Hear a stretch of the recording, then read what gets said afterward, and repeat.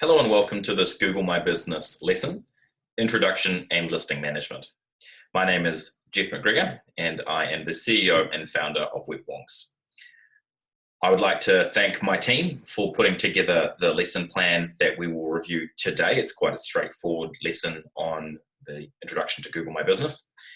Wonks is able to help you for a range of your online services, from understanding your audience, who's coming to your website, what they're doing, engaging with your site, conversion, lead, phone call, form submissions. And we can also help activate advertising. We can do that through a range of different channels, Google, Facebook, EDMs, or even help you with your above the line radio, print, and TV campaigns. So in this lesson, I'm going to go over the basics, an introduction to Google My Business, how to manage a few of the listing tools, how to update information on the listing, and then some insights. So currently I'm logged into the Google My Business dashboard. If I just jump to the search results for Wonks, what we'll see is the website, but more importantly,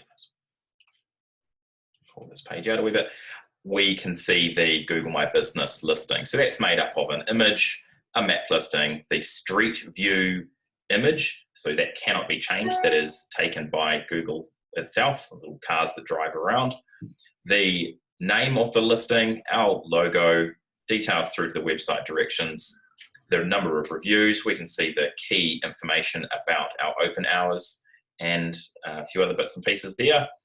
With regard to the products, we have added those details in. There will be a separate lesson for that in the tutorial section, the module section on the Wonks website to see how to upload further products. There's categories, there's reviews and information about who Wonks are, and then we've got a post. So quite a comprehensive listing, and it is extremely powerful for your search engine optimization and for your overall search visibility. So I highly recommend that you investigate more about your Google My Business listing and look at some of the other lessons that we have. I'm going to presume that you've already verified your Google My Business listing and that you can access the account. So what you see on screen at the moment is the initial dashboard for a GMB listing. And here it offers a range of different functionality. So you can advertise in minutes. I'd always recommend that you have a clear strategy as to what you're dealing with when doing advertising. At the time of recording this lesson, there is the spectre of COVID-19. And so there are some details regarding that in the listing dashboard.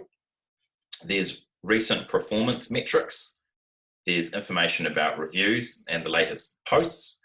Get to see a little bit of information about businesses like your own, dependent on the type of tagging that has occurred for the listing, the information. You can see who they are, any updates from Google, and then there's a few other bits and pieces as we go down the page. So we are primarily concerned in this lesson with the information that's contained within the Wonks listing, or be it your listing. And so when you click on info on the left-hand side, you'll see that there are all of these pencils next to a whole bunch of different items that you can edit. So if I was to click on the pencil for the business name, you'll see that the business is called Wonks Doctors for Your Data, and I can edit that. Now, if I do, it would change that out on the search engine results page. So I'm not going to do that because it is all configured correctly. The categories, we currently have a primary category and then 2 additional categories. These are preconditioned by Google. There is only a set number of categories that you can fit into. And so ideally, it wouldn't be for us to say that we're an internet marketing service, probably more inclined to say that we are an analytical business that also helps to activate, but they don't have that as a category. So you can find a category that is most analogous to you. It won't be perfect, but within reason, it should represent what your business does. You can change the service areas. So for here, we're in New Zealand, so we offer our services within New Zealand. If you've got multiple listings, the listing should be for the service area that you operate in for that particular listing. The times that we are open, periodically there are suggestions around what that should look like. There's phone number details, and so you can go through these and update as you feel you need to. We've got some services in here, which are the services that we offer. We have woman-led highlights. The managing director of our business is a female, and many of the senior staff within the business are female. They are male as well, but they don't have a male-led highlight. We have the detail around how we are represented. So you'll see if we go down, there is a blurb about Wonks. That blurb is being pulled in from this section here. And again, you can just click and edit that. So our open date, that is from the date of incorporation of Wonks. It actually was 2012, but more or less it represents the date. And then we've got some advanced details on the right-hand side. So make sure that you review these details to ensure that they conform to your business and what your business is currently represented as, and what you're currently doing, your services, your open times, the name of your business in case you've got a brand, add that in there. Pretty straightforward stuff. Then we have the insights. So insights are pretty interesting. You've got two levels of insights. You've got your Search Console data. Now, Search Console data you can see in other lessons on our website. Search Console is what happens when someone searches for your site and then goes through to the website. So how do they get to your site? The insight information that you see within the Google My Business dashboard is for information that they've never gone to your site. So they may just only ever engage with the listing. And this is quite a common experience for many business owners.